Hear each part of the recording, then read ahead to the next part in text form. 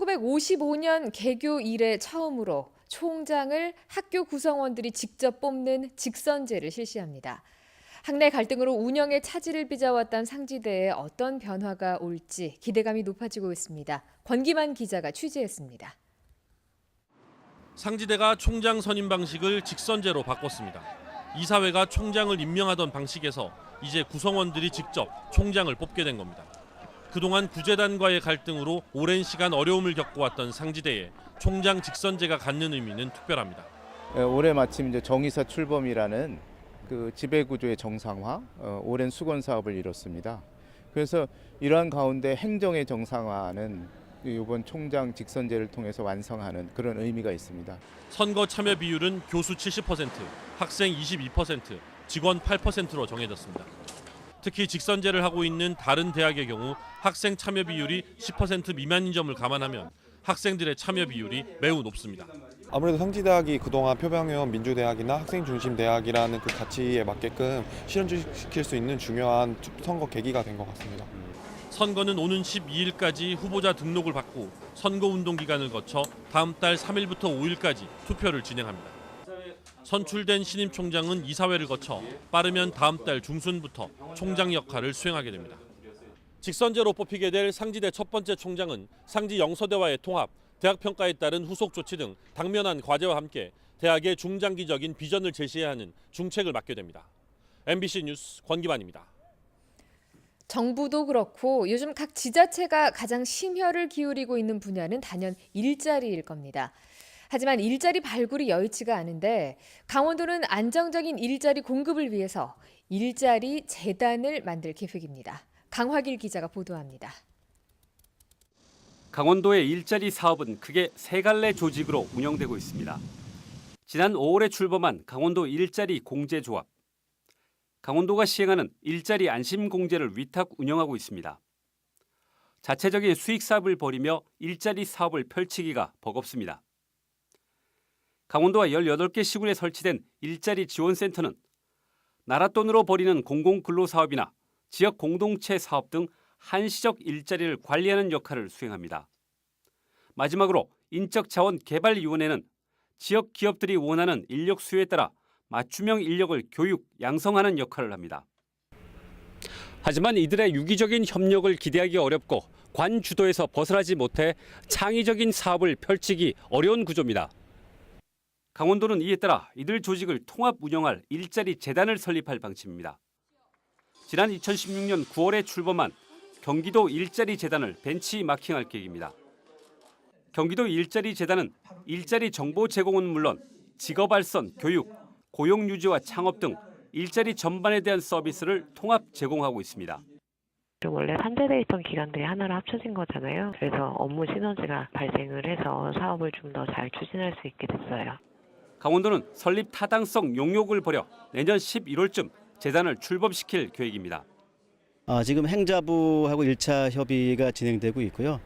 내년도에 이제 그 용역이 완료가 되면 또 2차 협의를 하고 한 11개월 정도 소요된 후에 내년도 한 11월 달쯤 출범할 예정입니다. 강원도 일자리 재단이 흩어져 있는 일자리 사업을 통합해 도민들의 고용 기회를 확대해 줄 일자리 플랫폼으로 기능할지 주목됩니다. MBC 뉴스 강화길입니다. 요즘 부쩍 날씨가 쌀쌀해지면서 목욕탕이나 찜질방 찾는 분들이 계신데요. 탕 속이나 사우나에 있다가 심장이 멎는 사고가 잇따르고 있어서 주의가 필요합니다. 황구선 기자입니다. 지난 주말 평창의 한 목욕탕을 찾은 80대가 갑자기 쓰러져 119 구급대에 의해 병원으로 옮겨졌지만 숨졌습니다. 지난달 원주에 있는 목욕탕에서도 70대 남성이 열탕에서 숨졌고 이전에도 30대 역시 또 다른 원주 시내 목욕탕 열탕에 있다가 변을 당했습니다. 저희가 현장에 도착했을 때 환자는 탕 측벽에 누워있는 상태였고 저희가 심폐소생술을 진행하면서 병원에 이송한 케이스입니다. 최근 목욕탕이나 사우나에 들어갔다 심장이 멎는 사고가 잇따르고 있습니다. 도내에선 올 들어서만 10건이 발생했고 지난 2015년부터는 33건에 이르고 있습니다. 요즘 같은 환절기에 발생 빈도가 20에서 30% 더 많은데 사고는 30대에서 80대까지 다양한 연령대에서 발생하고 있습니다. 특히 심혈관 계통에 지병이 있는 경우 더욱 각별한 주의가 필요하다고 전문가들은 강조합니다. 아주 뜨거운 물에 들어갈 경우에는 혈관이 확장돼서 심장에 부담을 줄 수 있습니다. 전날 음주를 하시거나 또는 찬물하고 뜨거운 물을 이렇게 번갈아 왔다 갔다 하실 때도 또 음주 직후에는 탈수 현상이 커져 가급적 삼가는 등 자신의 몸 상태에 알맞게 목욕탕과 사우나를 이용하는 게 중요하다고 조언합니다. MBC 뉴스 황구선입니다. 정선 알파인 경기장의 복원과 시설 활용 논란이 계속되고 있습니다.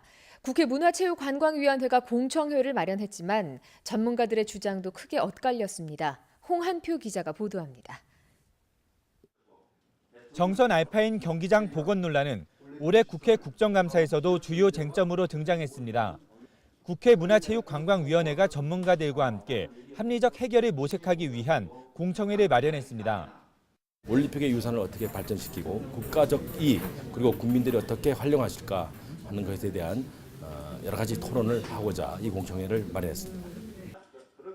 환경단체는 공청회에서 알파인 경기장 전면 복원은 강원도의 당초 약속이자 국민적 합의라는 입장을 고수했습니다. 지난 2017년 12월 18일에 강원도에서 주관하는 생태보건 추진단에서 전체 다 여기에 합의한 바 있습니다. 곤돌라와 운영도로 철거하는 것에 이미 강원도가 협의를 했고. 산림청은 산림 복원을 원칙으로 경기장 시설이 조성됐으며 시설을 존치할 경우 경제적 타당성 등 근거가 부족하다고 지적했습니다. 반면 일부 전문가들은 동계 올림픽 시설을 활용한 성공 사례를 제시하고 시설물 철거 과정에서 발생하는 대량의 폐기물로 인한 2차 환경 피해를 주장했습니다. 정선 지역 주민들도 올림픽 유산으로 알파인 경기장 시설을 활용해야 한다고 주장했습니다. 합리적인 보존, 또 합리적인 복구 이런 방향으로 국익을 위하고 지역 주민의 삶을 위하는 그런 방안으로 도출됐으면 좋겠습니다.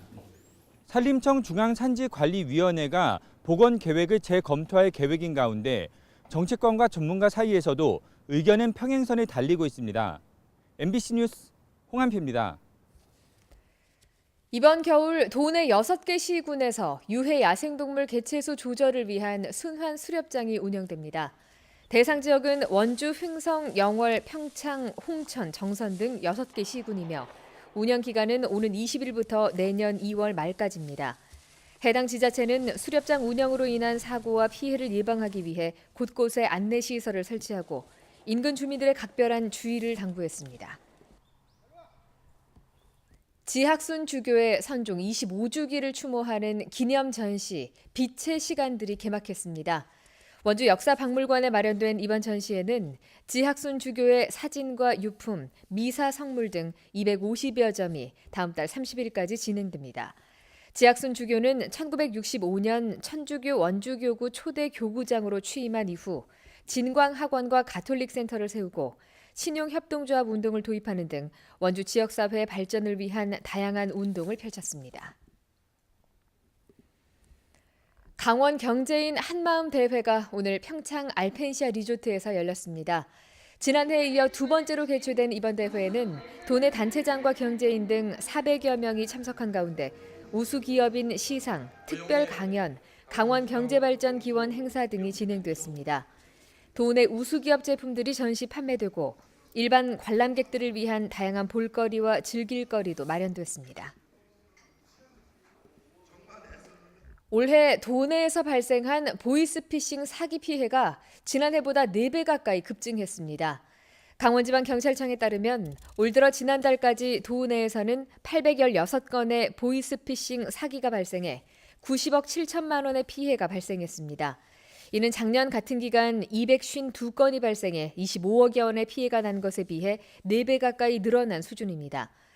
유형으로는 대출 이자 부담을 겪는 저소득층을 상대로 저금리의 대출을 해주겠다고 속이는 대환대출형이 83%로 대다수였고 금융이나 수사기관을 사칭하는 유형이 뒤를 이었습니다. 영서 지역에서 올해 김장을 하기에 적당한 시기는 이달 중순에서 하순 사이일 것으로 예상됩니다.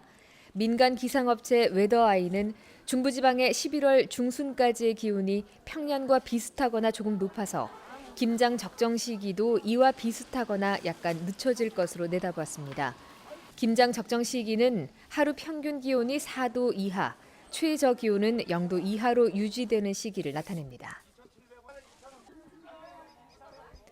원주시가 도내 처음으로 시행한 지방세 납세 지원 콜센터가 체납액 징수에 효과를 나타내고 있습니다. 납세 지원 콜센터는 300만 원 이하 소액 체납액에 대해 당사자에게 체납 사실과 가상 계좌 또는 ARS를 이용한 자진 납부를 안내하는 것으로 지난 한 달 동안 1,147명으로부터 5억 500만 원의 체납액을 징수하는 실적을 거뒀습니다. 원주시는 콜센터를 오는 12월까지 운영하며 내년에는 예산을 늘려서 확대 시행하는 방안을 추진하고 있습니다. 국립공원 내 밀렵과 밀거래 행위에 대한 특별단속이 실시됩니다. 오대산 국립공원 사무소는 야생동물 서식지 보호를 위해 내년 3월 10일까지 국립공원 내 불법 사냥과 그물, 덫, 올무를 설치하는 행위를 집중적으로 단속한다고 밝혔습니다. 포획 허가를 받지 않고 총과 석궁 등을 휴대하거나 야생동물을 잡을 경우 최고 3년 이하의 징역이나 3천만 원 이하의 벌금 처분을 받게 됩니다. 예비 귀농 귀촌인들이 일정 기간 농촌에 거주하면서 귀농 귀촌을 준비할 수 있는 배움터가 조성됩니다. 횡성구는 농촌 체험마을 3곳에 기존 숙박시설을 리모델링하기로 했다고 밝혔습니다. 뉴스데스크 원주를 마칩니다. 고맙습니다.